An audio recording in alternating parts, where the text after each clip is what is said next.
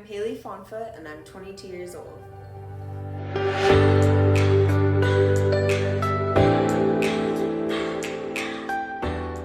Good afternoon, Haley. Hi. So I want to ask you one question to start off our conversation. Okay. What do you think people's first impression of you is? Probably that things come pretty easy to me, or that, like, the things that I've accomplished, like, didn't take that much hard work. So why would people think that?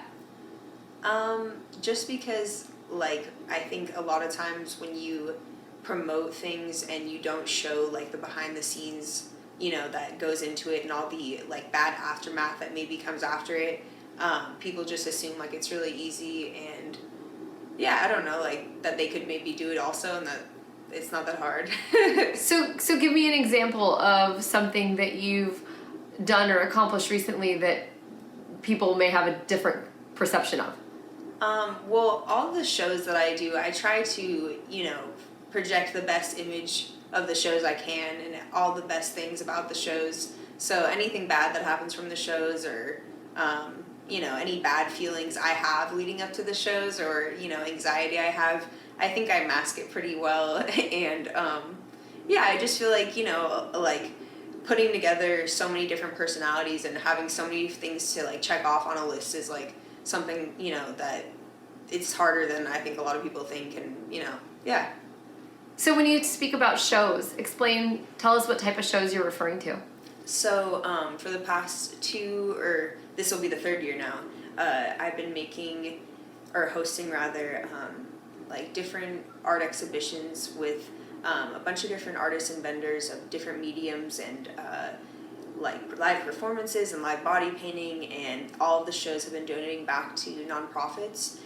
It's something that I've really been interested for a long time, and ever since I became an artist, I always wanted to be able to connect other artists through art, and just people through art in general. Like, I think, you know, it's a place that people can really come to and not only, like, showcase their art and, you know, meet other artists, but really make, like, lifelong connections, and really be able to, you know, talk to people about their pieces in a way that they wouldn't be able to on social media.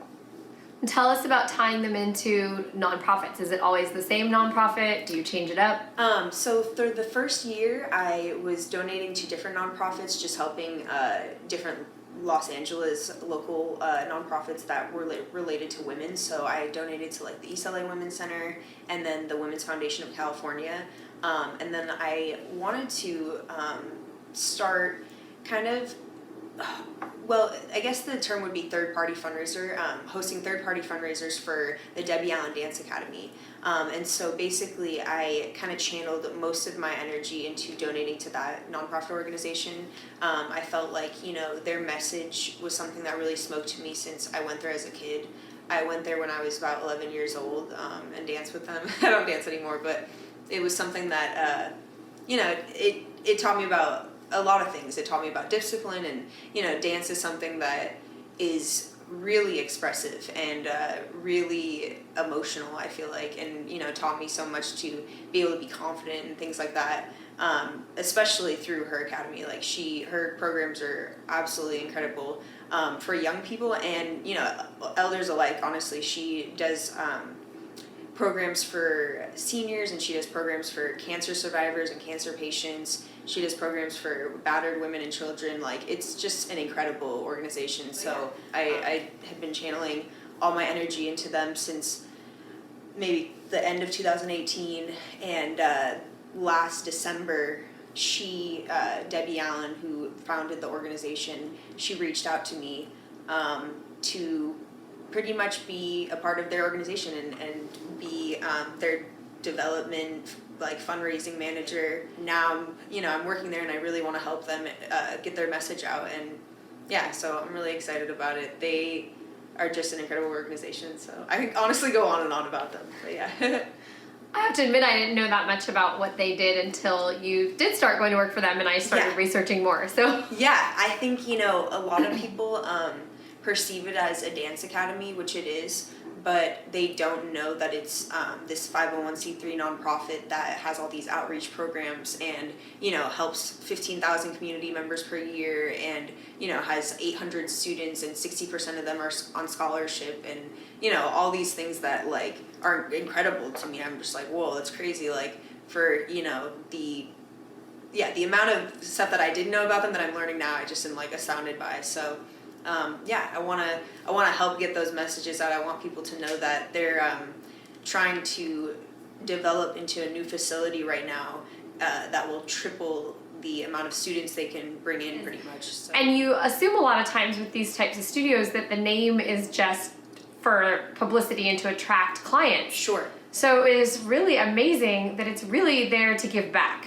Yeah, no, it's so funny you say that. I completely agree. I mean, a lot of times people assume that she just kind of sponsors the studio or, she is able to just fund it herself. And it's really something that, it's an outreach, like, that they want to just expand to the whole, whole entire community. It's really amazing. So tell me how you have become so dedicated to LA and the surrounding areas, because I know you're not from here. Right, yeah, no, I'm from Vegas originally. I love Vegas. Vegas is something that I will always hold so dear to my heart. I was born and raised there, and then I moved to LA to go to college. I went to Loyola Marymount University.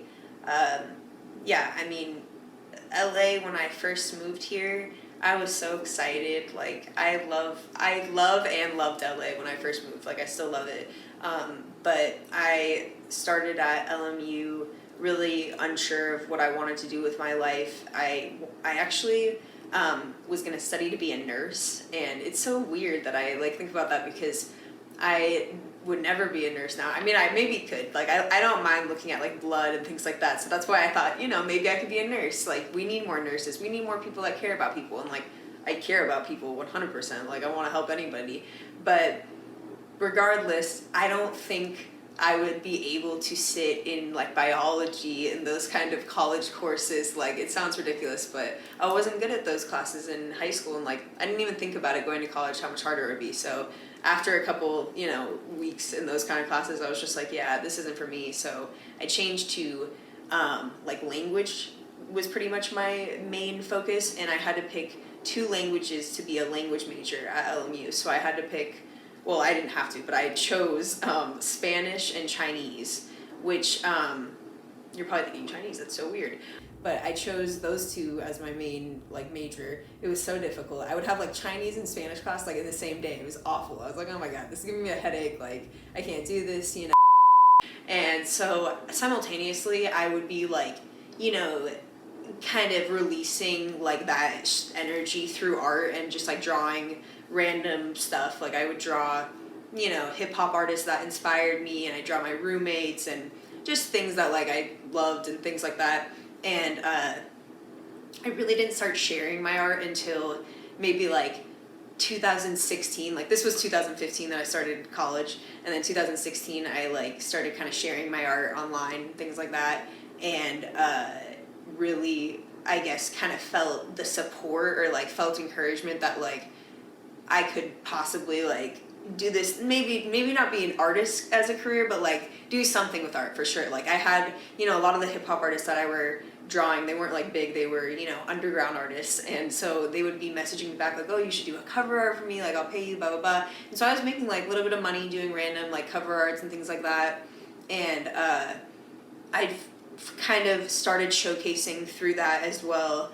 And I had changed my major to art because I was like, yeah, like I love art. I was literally like painting like 12 hours a day when I could. If I had class, I'd be so pissed I had to go to class, and then like go back.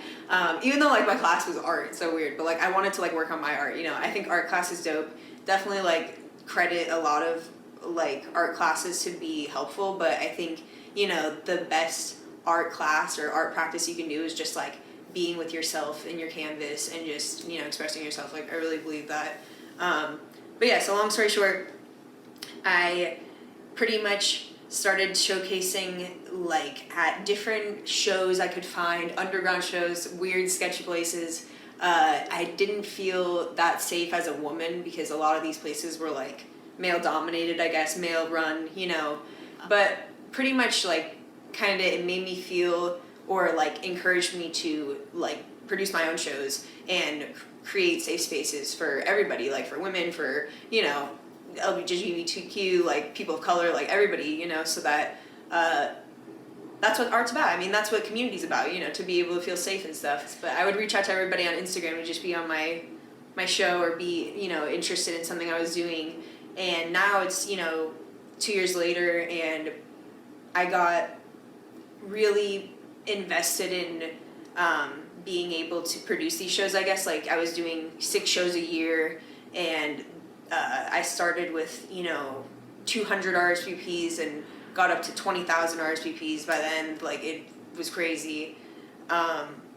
It's awesome. I mean, I've met so many dope artists. I feel like that's my favorite part of the whole thing. Like, Working full time, does that have an impact on your ability to produce your art and be at one with yourself? It definitely does. I'm not gonna lie. I'm trying my best to balance it, but I'm still producing shows through my job, so I'm excited for that. I mean, now all proceeds go back to the W. Allen Dance Academy, so I'm at least able to have some sort of creative platform, and the environment I'm in is creative. Like, everybody's dancing around me, and it's fun and things like that. But I do miss being able to paint all day and do whatever I want and just be free like that. But at least for now, like, before I'm able to really do all that, I have to like work hard and just keep my nose to the grindstone, or whatever they call it. I feel like that's what my mom says, but whatever they say, you gotta just work hard if you want to like relax later and play later. Like, there's no easy way to get to where you want to be. You can't just wish it. You can't just say it's gonna happen. Like, the things you say, you have to do it to be successful.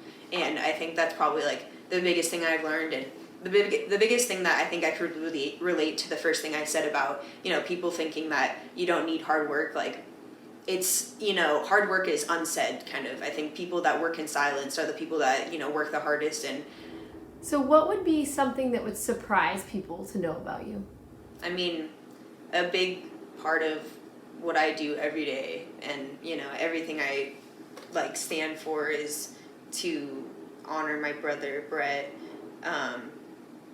I think it would be a dream to be able to like produce or make a story that he wrote into like a show or a film. So that's definitely something that I'm interested in. I feel like that would probably surprise people. I don't know, it's not like that surprising, but it's just something that I've definitely thought about, and yeah, that would be really cool.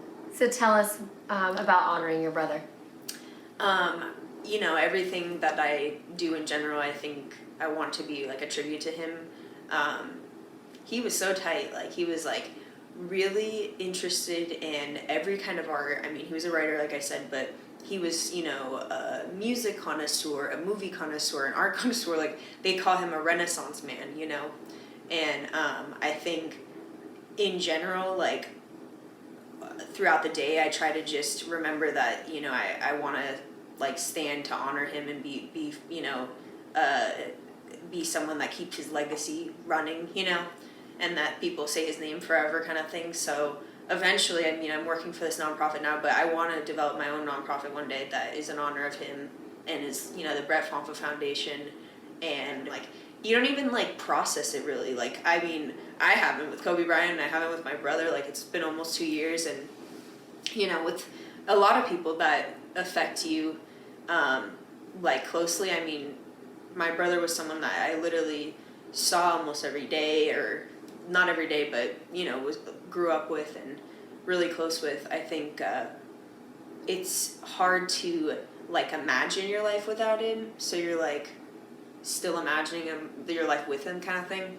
I don't know. He traveled a lot, so I feel like even though it's been a while, it's kind of like he's possibly just traveling still or something, so yeah. That's very impressive and endearing. Thank you. I have one last question for you. If you are walking down the street and people are passing you by, and you could hold up a sign that tells them one thing that you would want people to know about you, Maybe just like live your life with meaning or something. I don't know. I think that's something I say a lot and like tell people a lot. And I think that's something that Brett did. Like even though he was only like 26 when he passed, he had gone to like 30 countries and did like all this crazy stuff.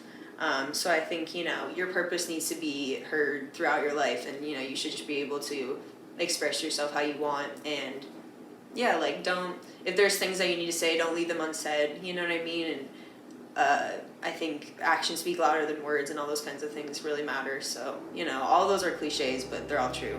Perfect. Thank you so much.